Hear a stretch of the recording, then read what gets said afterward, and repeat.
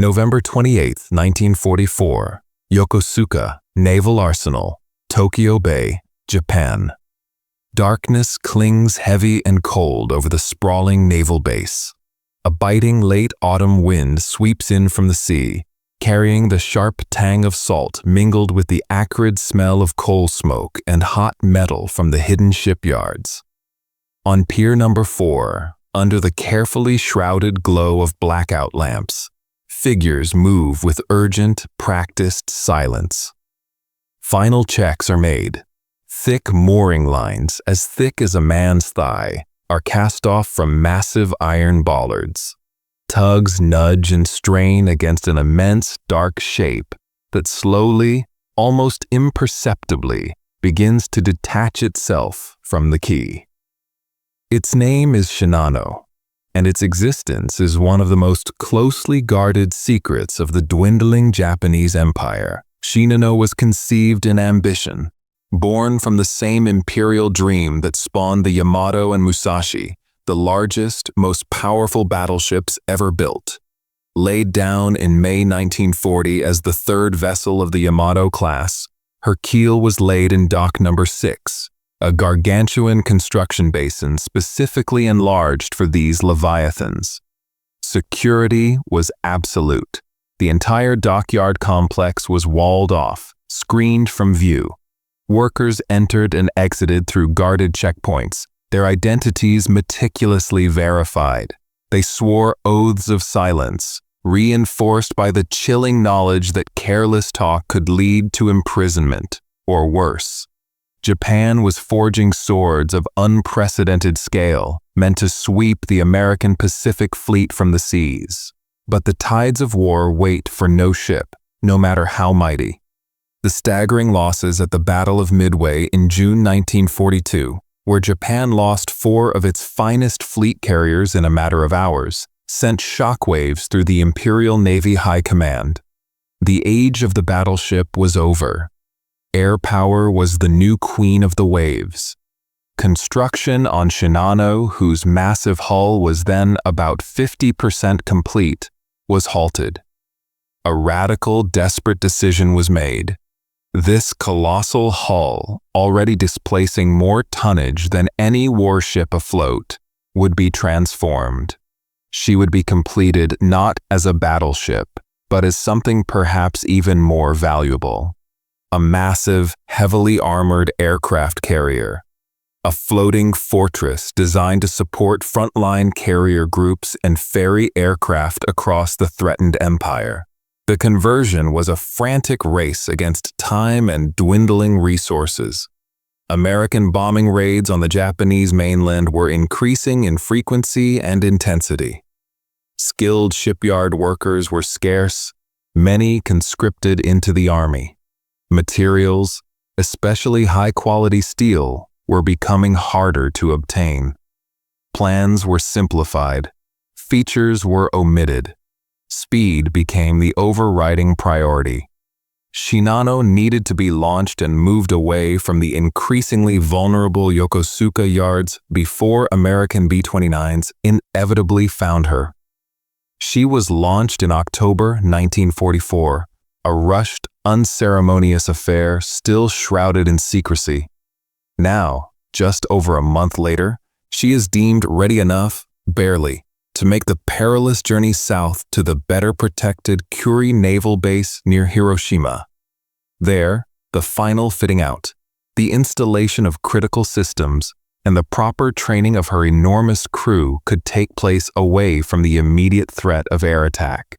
On the navigation bridge, Captain Toshio Abe stares into the darkness. He is an experienced officer, a veteran of several campaigns. But the weight of this command is immense. Shinano is a paradox. On paper, she is the most formidable aircraft carrier ever built. 72,000 tons fully loaded, 890 feet long. Her flight deck is protected by unprecedented levels of armor plating, designed to withstand direct hits from 1,000-pound bombs. Her hull incorporates massive anti-torpedo bulges inherited from her battleship origins. She is, theoretically, unsinkable. But Abe knows the dangerous reality. His ship is a hollow giant. Hundreds of watertight doors, essential for containing flooding, are not yet installed or are non-functional. Critical pumping systems remain incomplete. Fire suppression equipment is inadequate. His crew, numbering over 2,500 souls, is a patchwork quilt of veterans, raw recruits, and even civilian shipyard workers pressed into service for the transit. Few understand the ship's complex systems. Fewer still have practiced damage control drills. His escort is meager. Just 3 destroyers, Isokaze, Yukikaze, and Hamikaze. Fast, capable ships, but hopelessly outnumbered if they encounter a determined American submarine pack. At precisely 6 p.m. local time, the last lines are slipped. Powerful tugboats strain, easing Shinano's colossal bulk away from the pier. Slowly, carefully, she is guided through the intricate network of anti-submarine nets, guarding the entrance to Tokyo Bay. Once clear, her own 4 massive screws begin to turn, churning the dark water into phosphorescent foam. The largest warship ever built slips silently into the Pacific Ocean. Her maiden voyage, a desperate gamble cloaked in darkness, has begun. Hundreds of nautical miles away, south of the Japanese main island of Honshu, the cold, inky blackness presses in on the steel hull of the USS Archerfish. Submerged at periscope depth, the American submarine glides silently through the water, a patient predator in its designated hunting ground. This is Archerfish's 5th war patrol, a tour marked mostly by frustrating silence and empty seas. For Commander Joseph F. Enright and his seasoned crew, the waiting is the hardest part. Submarine warfare is a game of calculated patience, punctuated by moments of intense, heart-stopping action. Inside the cramped confines of the control room, the air is thick with the smell of diesel oil, recycled air, and nervous anticipation.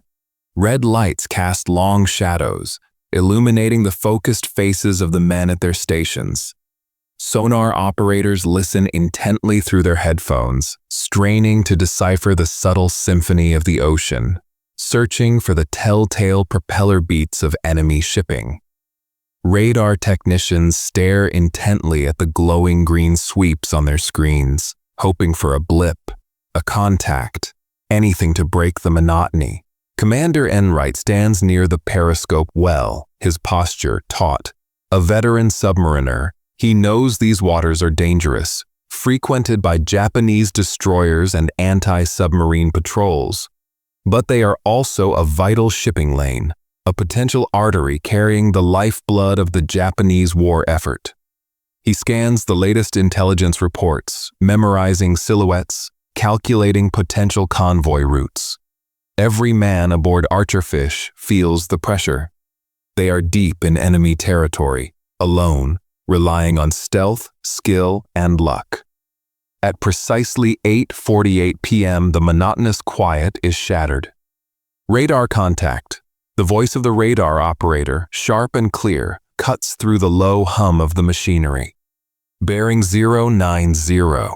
Range 24,000 yards. That is roughly 12 nautical miles. Instantly, the atmosphere in the control room crackles with electricity. Enright snaps orders. Surface! Surface! All ahead flank! The klaxon horn blares the urgent signal. Ballast tanks blow, sending compressed air roaring through the pipes. Archerfish surges upwards, breaking through the waves into the cold night air. On the bridge, lookouts scramble into position, their binoculars sweeping the darkness as the submarine, now running on her powerful diesel engines, picks up speed, white foam churning from her stern. Enright climbs quickly to the bridge, the wind tearing at his jacket. He raises his own binoculars. Nothing but black waves and the distant horizon. The radar contact is solid, though. moving fast around 20 knots on a southwesterly course, too fast for a standard freighter or tanker. What is it? A cruiser, a carrier task force? The radar shows only one large contact, seemingly escorted by smaller pips. He needs to close the distance, get a visual identification. Archerfish pushes through the rough seas, the diesels thrumming powerfully below decks. Every man is acutely aware of the risk. Running surfaced makes them faster, but also exposes them to enemy radar and sharp-eyed lookouts on the escorting destroyers. Aboard Shinano, Captain Abe remains vigilant, despite the smooth progress so far. He has ordered a standard zigzag pattern, designed to make submarine attacks more difficult. His 3 destroyers screen ahead and on the flanks, their sonar operators listening for the telltale underwater signature of an American sub. Just after 9 p.m., a lookout on Shinano's starboard side reports a possible sighting. A low shape in the water, quickly disappearing behind a swell. An alarm is briefly sounded. Captain Abe confers with his officers. Could it be a submarine, or just debris, or a fishing boat straying too far from shore? The destroyer Isokaze requests permission to investigate. Abe hesitates. Detaching an escort would weaken his screen. Turning his massive, unmaneuverable carrier to assist would slow their progress towards Kure, exposing them for longer in these dangerous waters. His orders are clear. Reach Kure as quickly and quietly as possible. He makes a fateful decision. Assuming the sighting was unreliable, perhaps influenced by the nervous tension of the Maiden voyage, he orders the formation to maintain course and speed. The potential threat is ignored. Back on Archerfish, Enright sees the brief course change on his radar plot. Has he been spotted? He tenses, ready to give the order to dive, but the large contact steadies back onto its southwesterly heading. The moment passes. Enright allows himself a small sigh of relief. He orders his crew to maintain pursuit, shadowing the contact just over the horizon, using the radar as their eyes in the dark. It is a long, arduous chase. Archerfish is pushing her engines to the limit, but the target's high speed means closing the gap is a slow, painstaking process. Calculations are constantly refined. Course corrections are made.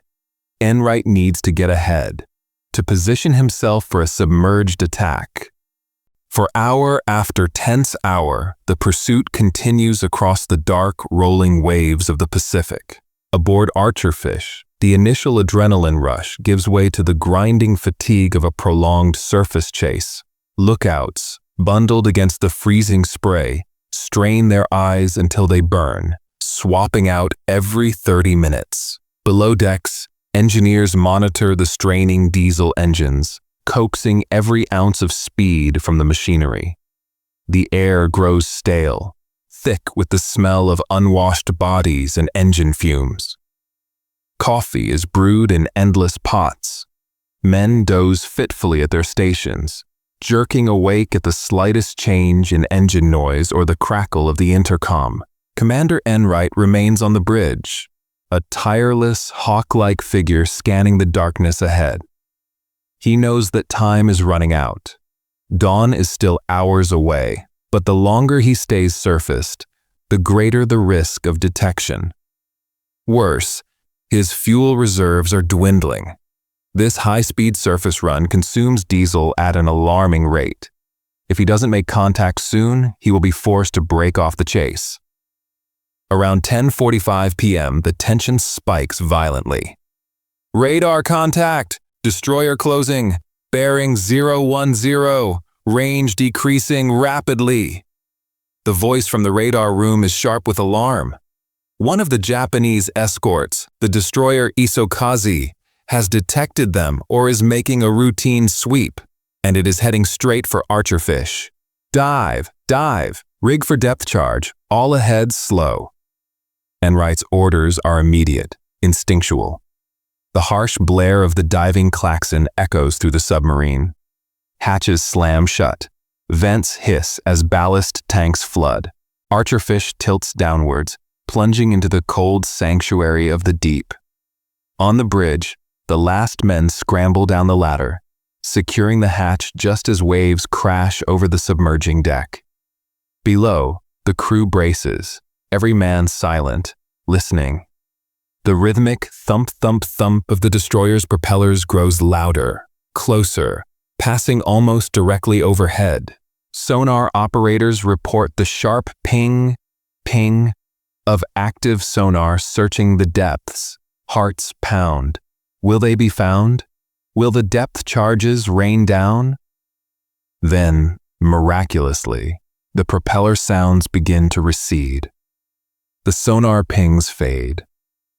Isokaze steams onwards, apparently having failed to gain a solid lock on the submarine in the rough seas and layers of water temperature. A collective sigh of relief, unspoken but deeply felt, runs through the Archerfish. They have escaped, but the encounter has cost them dearly. They are now submerged, moving much slower, and have lost valuable ground on their high-speed target. Enright waits, letting the destroyer get well clear before cautiously bringing Archerfish back up to periscope depth. A quick sweep confirms the target is still there, steaming implacably southwest, now visibly further away. Surface. The order is given. Archerfish claws her way back to the churning surface, resuming the desperate chase on diesels. The odds are lengthening. As midnight turns the calendar to November 29th, Commander Enright allows himself another look through the attack periscope. The target is still frustratingly distant, but the moon briefly illuminates the scene. He focuses the optics, adjusts the statometer, measuring the target's length against the vertical scale. It is enormous, far bigger than any carrier listed in his recognition manuals. The offset island superstructure is clear now. The vast, flat flight deck stretches out, seemingly forever. He counts the escorts again. Still 3 destroyers. He quickly sketches the silhouette, noting the unusual size and features. What is this ship? He knows only that it is the largest warship he has ever encountered, a prize beyond measure. Aboard Shinano, the near encounter with the potential submarine contact has paradoxically increased the sense of complacency. Having survived one scare, Captain Abe and his officers perhaps feel the worst is over. Discipline regarding watertight integrity, never strong among the green crew, relaxes further. Hatches and doors meant to seal off compartments in case of damage are left open for convenience as men move about the giant ship. Critical damage control stations are undermanned or manned by untrained personnel. The giant drifts onwards, a fortress with its gates unbarred. Enright, back on Archerfish's bridge, makes a crucial calculation. Based on the target's consistent southwesterly course, he anticipates it must soon make a turn more directly south, towards the Bungo-Sweeto Channel leading to the Inland Sea and Curie. If his prediction is correct, he can cut the corner. Instead of chasing directly behind, he can plot an intercept course, aiming for a point ahead of the target's presumed track. It is a gamble. If the carrier doesn't turn, he will lose contact completely. But it is his only chance to get into a firing position. He orders a new course, slightly south of the target's current path. Archerfish surges forward, now not just chasing, but racing towards an invisible point in the dark ocean, hoping against hope that the largest warship in the world is about to turn directly towards them. The fate of both vessels hangs on this crucial navigational guess. The minutes tick by with agonizing slowness. Aboard Archerfish, every man feels the weight of Commander Enright's gamble. They are racing through the darkness, engines pushed to their absolute limit, towards a point on the map where their colossal target might appear. If the prediction is wrong, the largest warship they have ever seen will slip away into the night, and this grueling 12-hour chase will have been for nothing. Fuel gauges dip lower. The strain on the machinery is immense. Enright stays glued to the radar display. The large blip representing the carrier continues its southwesterly track. Doubts begin to creep in. Did he miscalculate? Is the target heading elsewhere entirely? He resists the urge to change course, to turn back directly towards the contact. He must trust his assessment, trust his navigator's intricate calculations. Then, shortly before 3 a.m., the radar operator calls out, his voice tight with excitement. Target is turning south, course approximately 180. A surge of adrenaline courses through Commander Enright. He was right. The giant is turning towards them. The gamble has paid off. Now everything depends on speed, stealth, and precision. Submerge, rig for attack, battle stations torpedo. The orders ring out. The klaxon blares again. Archerfish slips beneath the waves, switching from the roar of her diesels to the near-silent hum of her electric motors. This is the moment submariners train for, live for. The hunter is now hidden, poised to strike. Enright takes his position at the attack periscope. Up scope! The polished steel tube rises smoothly from its well. He grips the handles, pressing his eyes to the optics. The view is still mostly darkness, punctuated by the white crests of the waves. He sweeps the horizon. Nothing yet. Down scope! Below decks, the submarine transforms into a tightly wound machine of deadly intent. The plotting party works furiously, tracking the target's movement based on sonar bearings and Enright's brief periscope observations.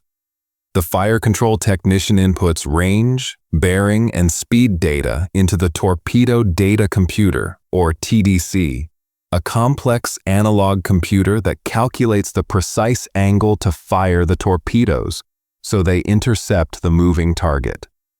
In the forward torpedo room, the final checks are made on the Mark 14 torpedoes nestled in their tubes. 6 tubes are ready. 6 chances to cripple the giant. Bearing now steady, reports the sonar operator. Propeller sounds indicate large warship. Screws turning at high speed. Escorts detected on both bows. Up scope! Enright calls again. He quickly locates the target. It is closer now, much closer. A vast, dark silhouette against the slightly less black horizon. He can make out the towering island superstructure, the immense length of the flight deck. He estimates the range, just over 3,000 yards. Still too far for a high-probability shot, especially against a fast-moving, zigzagging target. But it's closing. He needs to get closer, inside the protective screen of the destroyers. It is incredibly risky. The Japanese destroyers are equipped with sonar and depth charges. If Archerfish is detected now, she will be trapped, facing certain destruction. Enright makes another bold decision. He will penetrate the screen. He orders Archerfish to minimum depth, maximum speed on electric motors, angling inwards, towards the carrier's track, aiming for a point just ahead of the lead starboard escort. He relies on the rough seas and the darkness to mask his periscope's small wake. Minutes stretch like hours. The sound of the nearest destroyer's propellers grows louder in the sonar operator's headphones. Too close. Can they hear Archerfish? Enright takes fleeting, lightning-fast looks through the periscope, updating the TDC, checking the destroyer's position. It steams past, unaware. Archerfish is inside the screen. Now the carrier looms enormous in the periscope view. Range, 1,400 yards. Perfect. Enright can see details now. the massive armored flight deck, the rows of anti-aircraft guns lining the hull, figures moving on the bridge. It is the target of a lifetime. "Final bearing and speed," Enright calls out, his voice calm but intense, reading the data from the periscope into the TDC. The fire control technician makes the final adjustments. "Solution set, Captain." "Stand by tubes 1 through 6, Enright orders. In the forward torpedo room, the outer doors of the tubes are opened, flooding them with seawater. The ready lights blink green. "Match bearings and shoot." The torpedo officer repeats the command. "Match bearings and shoot." Enright keeps the periscope's crosshairs steady on the center of the giant carrier's hull. "Fire 1." A jolt runs through Archerfish as the first torpedo is ejected by a blast of compressed air.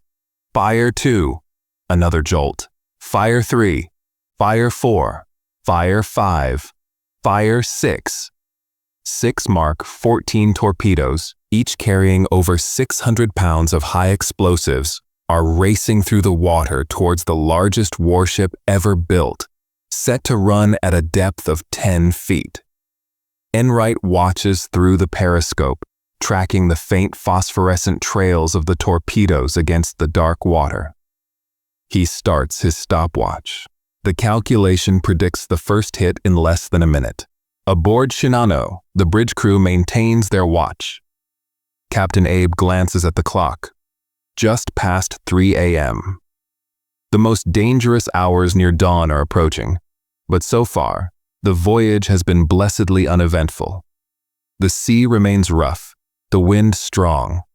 Ideal conditions, ironically, for masking the approach of a submerged submarine.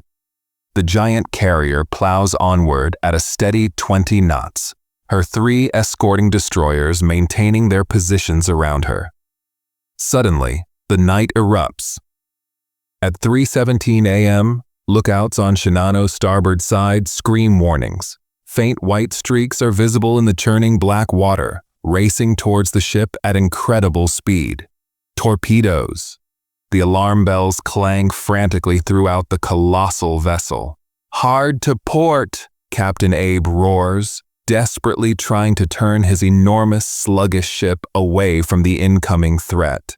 But it is far too late. Shinano is too large, her turning circle too wide. One after another, 4 thunderous explosions rock the carrier. 4 of Archerfish's 6 torpedoes strike home along Shinano's starboard side near the stern. The impacts feel like colossal hammer blows, lifting the massive 72,000-ton hull partly out of the water. Steel plates buckle inwards. Lights flicker and die in sections of the ship. Men are thrown violently from their feet, crashing into bulkheads. The air fills with the acrid smell of explosives and the terrifying sound of rending metal. On the bridge of Archerfish, Commander Enright keeps the periscope up, his knuckles white as he grips the handles. He sees the flashes against the dark hull of the carrier. 1, 2, 3, 4. "Hits! Hits! 4 solid hits!" he yells, his voice filled with grim exultation. The stopwatch reads just over 50 seconds since the first torpedo was fired. Below decks on Archerfish, the crew hears the distant, muffled boom, boom, boom, boom of the torpedo impacts through the hull. A wave of triumphant cheers erupts, quickly suppressed by the need for silence. Their job is not done yet. Retaliation is coming. "Take her deep, take her deep, rig for depth charge, silent running," Enright orders, retracting the periscope.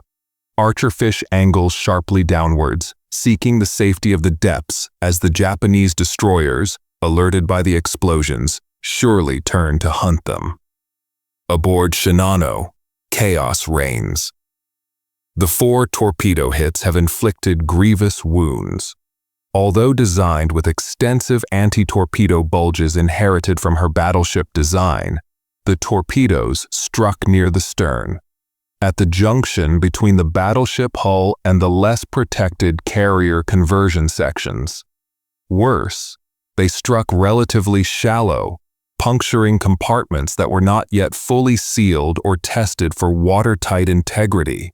Water begins pouring into the starboard engine rooms and boiler rooms. Alarms scream.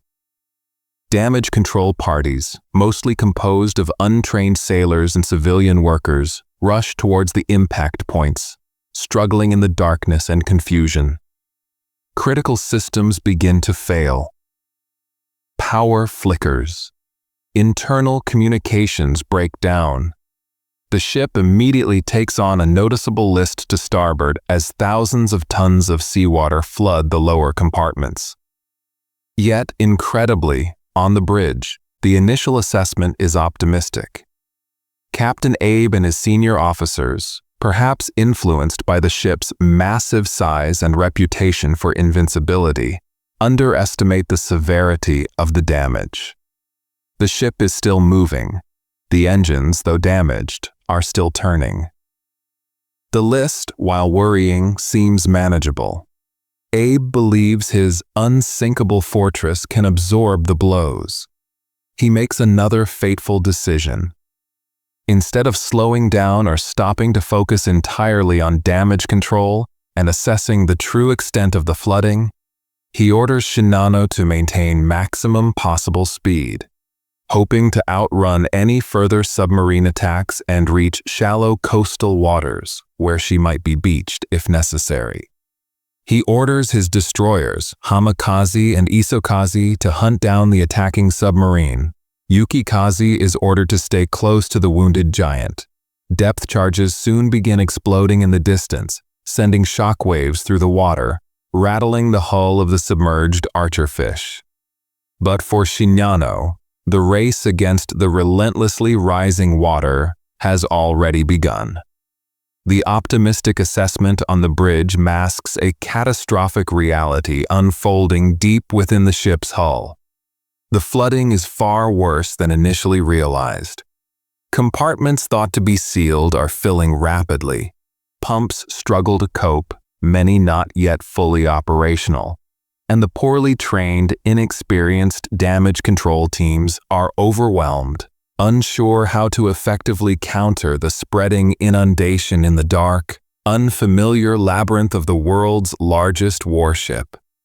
The giant is bleeding internally, mortally wounded on her very first night at sea. Deep beneath the waves, the crew of the USS Archerfish endures the terrifying ordeal of a depth charge attack.